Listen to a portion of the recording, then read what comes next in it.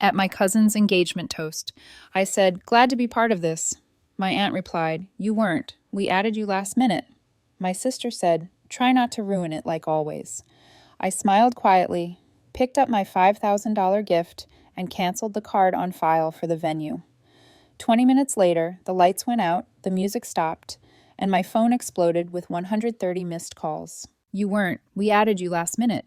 My aunt said it like she was commenting on the weather. Casual, dismissive, like I didn't just drop $5,000 on this engagement party gift.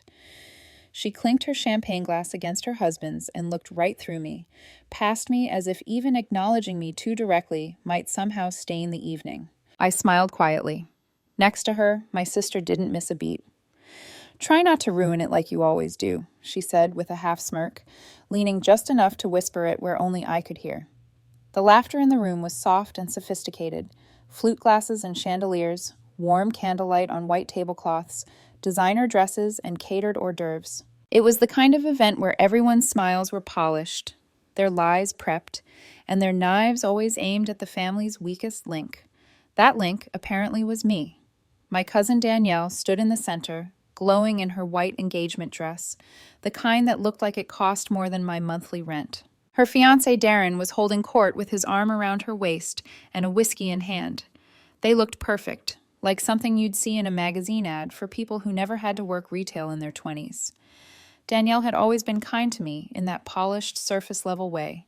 A few thank yous, the occasional "we should catch up" after she borrowed money she never mentioned again. This whole night was supposed to be for her, and I came ready to celebrate. I really did. "Glad to be part of this," I had said during the toast, raising my glass. My voice didn't shake, not even then. But now I stood with my smile frozen, like I hadn't just been verbally pushed off a cliff in the middle of a party. Like I wasn't watching years of quiet sacrifices get vacuumed into the black hole of their selective memory. I took one step back from the circle, then another. Nobody followed. They were too busy posing for the photographer, too busy tagging #family, first in Instagram stories I wasn't in. Too busy pretending I was always on the edge, never in the frame. That's when I did it. I leaned down, picked up the beautifully wrapped gift, the one with the designer ribbon and the receipt that proved it cost more than their entire dinner service, and walked away. No scene, no speech, just one silent move. I walked out the side exit, stepped into the cold air, pulled out my phone, and canceled the credit card that was still on file for the venue. The one I had put down as a favor when my uncle's was mysteriously flagged. 20 minutes later, the music stopped. The lights went out, and my phone lit up like a Christmas tree on fire. 130 missed calls. That was when the real party started. The first person to call me was my mother. "Sweetheart, I think there's been a mistake with the card." I hung up before she finished the sentence. She didn't call back, but others did. Fast. Danielle's fiancé, the venue coordinator, my cousin Mark, who only texts when he needs a little something to tide him over. Even Uncle Theo, whose only real contribution to the party was making inappropriate jokes and sipping whiskey like it was a sport. The texts started off confused. Then they turned panicked. Then came the blame. "What is wrong with you? You're sabotaging someone's future. You've always been unstable." Oh, now I was unstable. Classic move. They forgot who paid for the venue in the first place. They forgot whose name was on the invoice. They forgot the exact way I had been woven into their events. Not their family, but their function. And I had receipts, literal ones. The venue emailed me an hour later. "Payment failed. Please provide a valid card or the event will be marked as canceled." I didn't reply. Instead, I opened my laptop. There, in a folder labeled Family Charade, were 5 years of bank transfers, Venmo screenshots, WhatsApp messages begging for help from them. Always from them. $1,500 for Emma's dental work because insurance didn't cover it. $3,200 to Dad after a bad investment. $500 every month for the past year straight to my aunt, just until her disability check clears. Even the ring Danielle was wearing. She bought it with a loan from me. I recognized the stone. No one ever paid me back. No one ever said thank you. But they always remembered to invite me to foot the bill. Never the pictures, never the speeches. And the worst part? I let them. I spent years playing the beautiful cousin, the invisible backbone of their flawless family facade. I helped plan parties, paid deposits, bought flights, booked venues, comped fights. I even made the mistake of trusting Emma, my own sister, with access to my emergency credit card. That was a year ago. 2 months later, I found a $9,000 charge at a spa in Napa Valley, a girl's getaway for healing and reflection. When I confronted her, she cried, said she was depressed, said she needed it, said if I took it away, I was a monster, so I let it slide. She's the same one who told me tonight, try not to ruin it like you always do. Funny, I never remember ruining anything, just paying for it. But that wasn't the final blow. That came the next morning. Someone had posted about me on Facebook. A group photo from the engagement party. Danielle, Darren, their smiling friends, and beaming relatives, with a caption from Aunt Sandra. Thank you to everyone who helped make last night possible. True family shows up. Asterisk. No mention of me, no tag, but buried in the comments. Emma. Good thing we handled everything ourselves. Can't rely on chaos. Mark. F, that girl just feeds off drama. Sandra. Last minute guests always ruin the vibe. They were talking about me. No ambiguity. What they hadn't expected was what came next, because I'd been waiting, gathering, archiving. See, Emma once borrowed my laptop. Forgot to log out of her email. I didn't snoop. Not at first. But 2 weeks later, I got an alert that someone had tried to use my PayPal. Her name was in the autofill, so I checked. And what I found was the draft email. Never sent. Probably forgotten. Subject line, backup plan if she freaks out. Inside was a full breakdown of the party budget. Venue, $17,000. Paid by me. Cake, flowers, music, all contingent on my card. And this line at the bottom, written by my own sister. If she acts weird or tries to back out, we'll say she insisted on paying. Can frame it like a surprise. No one will blame us. The date? 3 weeks before the event. That was their insurance policy. In case I ever grew a spine. I did. And now I had proof. But I didn't post it. Not yet. I wanted them to feel safe for now. Then I found the audio, buried deep in a WhatsApp chat backup on an old phone I used to lend Emma. A recording labeled, She's Losing It. I clicked play. It was my voice. Twisted. Spliced. Saying things I never said. Yelling I never did. Chopped up phrases from years ago. Stitched together to make it sound like I was unstable. I nearly dropped the phone. They were preparing a narrative. A just-in-case version of me. The kind they could pull out like a fire extinguisher. Dangerous. Unhinged. A liability. So they could take my money, use my name, and still look like victims. This wasn't just betrayal, it was premeditated. That night I sent an email. One line. No subject. You might want to talk to your daughter before the video goes public. I CC'd Aunt Sandra, Uncle Theo, and Danielle. Then I waited. 20 minutes later, 19 missed calls. I didn't answer. I was already editing the footage. The engagement brunch was rescheduled for the next Saturday. Same venue, new card, different vibe. No one invited me. I invited myself. I didn't sneak in. I RSVP'd directly to the coordinator. I still had admin access. I still had a say. I walked in 15 minutes before the toast. Black blazer, calm face, flash drive in my pocket. One goal. They saw me and went still, like I was a ghost walking into my own funeral. Emma actually dropped her mimosa, and Sandra blinked twice, like she was trying to delete me from the room with her mind. Danielle looked nervous. Darren looked confused. Perfect.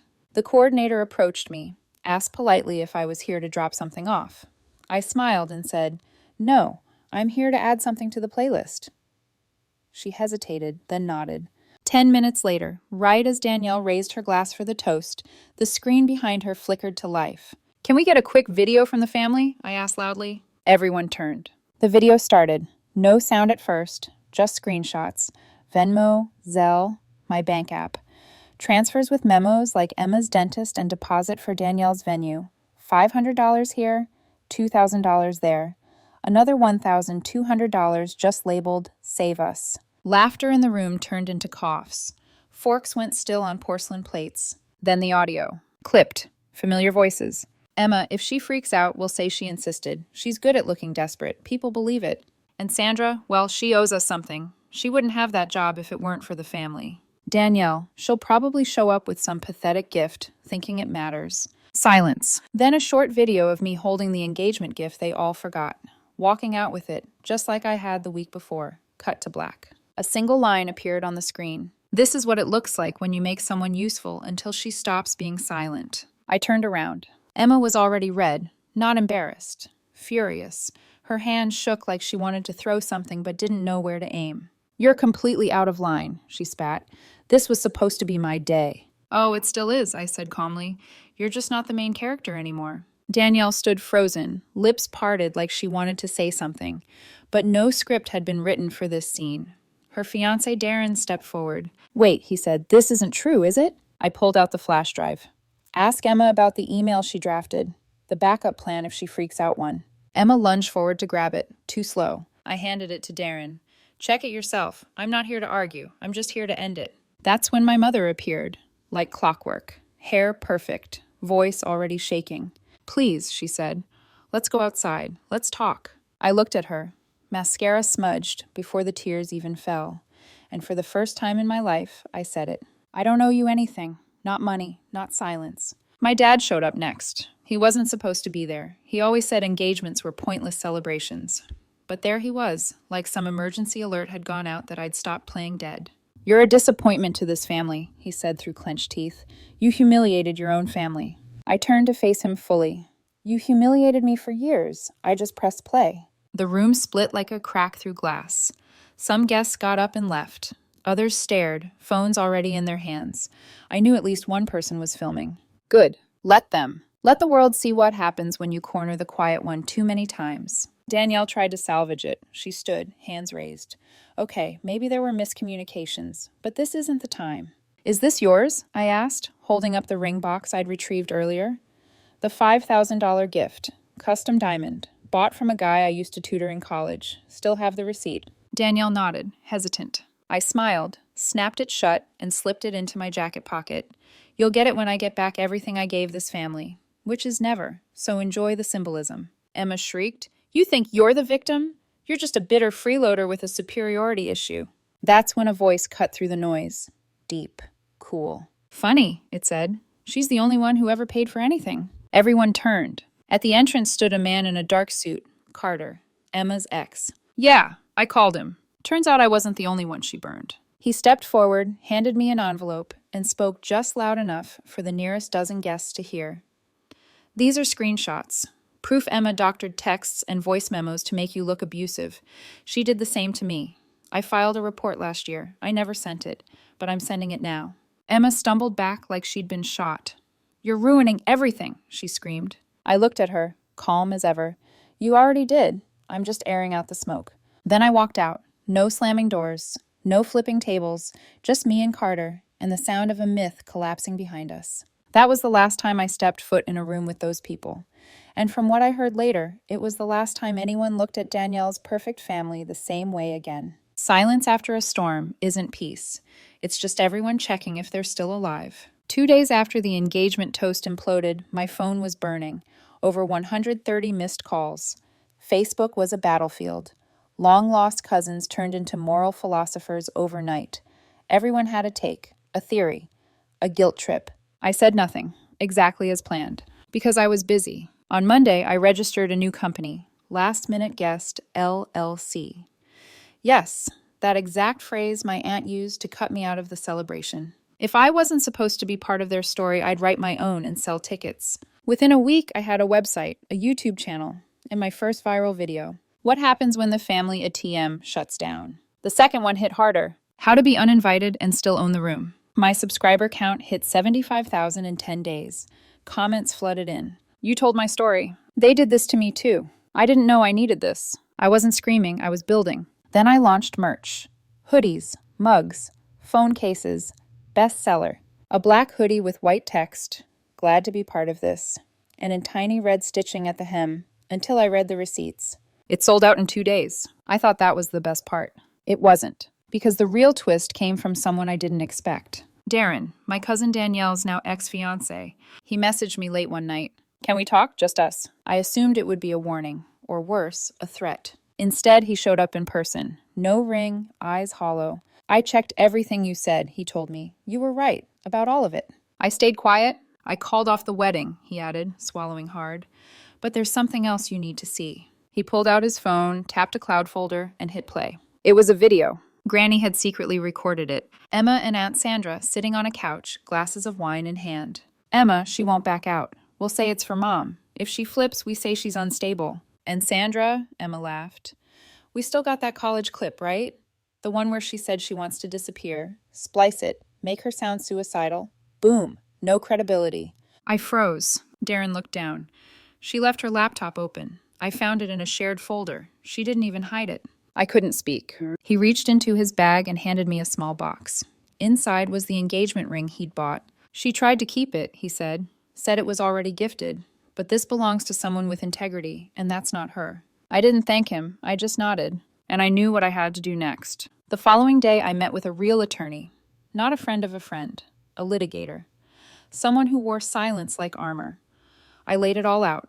The forged texts, the fake audio, the money trail, the video labeled backup plan if she freaks out, the conspiracy. He took one look and said, we have a case, defamation, emotional damages, financial manipulation. I nodded, then added, we won't start in court.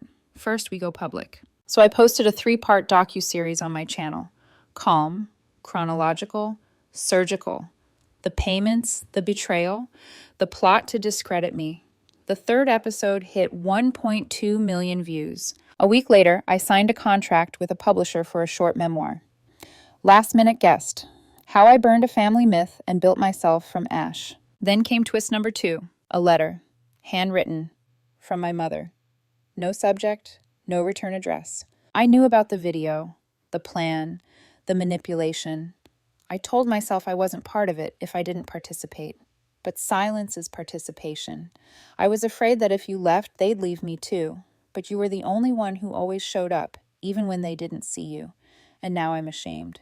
I didn't reply. I didn't forgive. But I rewrote the outro of my final video, just one line across a black screen. My mother knew. Silence is also a decision. Today I sit in my new office, not for IT work, not for content creation. A physical space.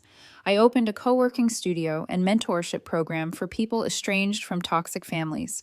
The name over the entrance was added last. Last minute guest. And beneath it, in small etched letters, but never again. 3 months. That's how long it took for them to realize I was never coming back. No apologies, no family meeting, no attempt to make peace.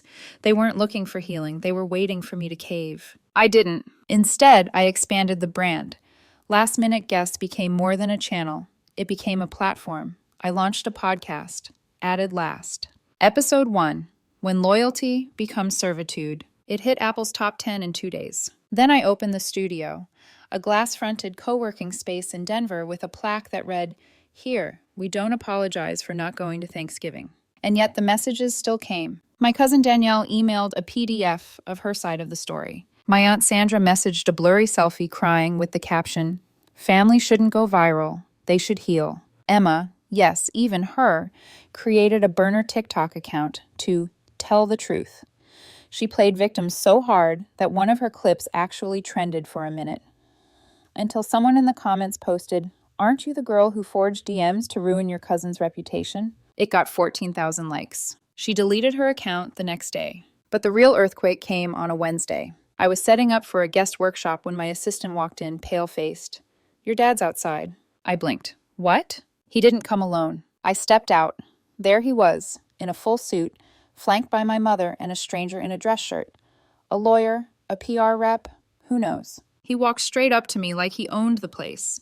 "You've made your point," he said flatly. "Now take it down." "Take what down?" "The videos, the posts, the brand, all of it." "Why?" He didn't flinch. "Because we're negotiating with a publisher, a book, family memoir. Your name's in it." I smiled. There it was, the real reason he came. "Let me guess," I said. Chapter 1, The Ungrateful Daughter. "You think this is funny?" he barked. "You destroyed a legacy." "No," I corrected. "I just showed people what your legacy really was." He stepped closer, lowered his voice.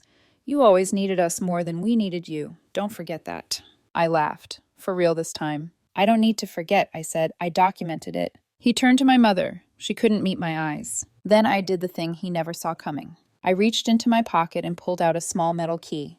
Shiny, silver, symbolic. You remember that house you used to take us to in the mountains? I asked. He narrowed his eyes. What about it? I bought the land behind it. 2 acres. I had a new fence built last week. Pause. The only access road to your property now runs through mine. He scoffed. That's illegal. Actually, no, I said. It's a private easement. I'm within my rights. I smiled, and I just installed a gate. His jaw tightened with a code he didn't have. My mother stepped forward, voice trembling. Is this really what you want? To burn the whole family down? I looked at her, one last time. No, I said. I just want to stop pretending the fire was warmth. Then I turned and walked back inside. The next day I made one final post. Not a video, not a podcast. A full-page ad in the Sunday paper. Yes, print. Old school black text on white. To the people who taught me that silence was safer than truth, thank you. You made me resilient. You made me relentless. You made me a ghost in your story. And I turned it into a bestseller. Formerly the last-minute guest.